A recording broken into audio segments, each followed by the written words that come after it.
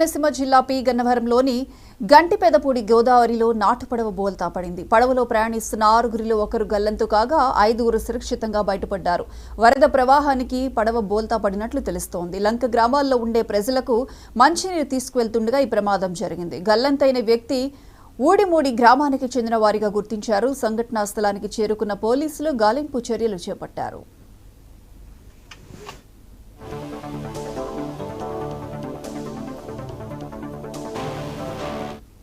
Water బత్తాలకి వెళ్ళిండి. ఇక్కడ నుంచి panchayat water బత్తాలకి వెళ్ళిన తర్వాత బత్తాలు 200 బత్తాలు 100 బత్తాల తర్వాత ఆ పక్క నుంచి ఈ పక్క వచ్చినట్టుకి సుడి తిరిగి బోటు వీళ్ళందరూ వన్ సైడ్ అయిపోతాం వల్ల తిరమడిపోయిందండి. ఒక అబ్బాయి లైఫ్ జెట్ జారిపోతాం వల్ల ఆ అబ్బాయి దగ్గరికి తిరిగి వెళ్ళి అబ్బాయి నెట్టుకున్నాను.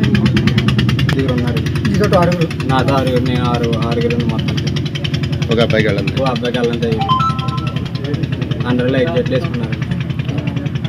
ఇంటి నేను గంటిపెదపూడి లంక రేవులో డ్యూటీలో ఉండగా ఊడిమూడి దగ్గర బోట్ తిరగబడిపోయిందని ఫోన్ రాగా నేను వెంటనే స్పందించి వేరే బోట్ తీసుకుని వెంటనే బయలుదేరి వెళ్ళాము.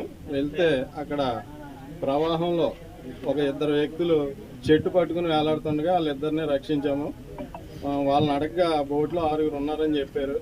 వెంటనే మళ్ళీ సెర్చ్ చేస్తుండగా మళ్ళీ ఇంకొక అతను చెట్టు తట్టుకుని వేలాడుతుంటే అతను కూడా రక్షించాము.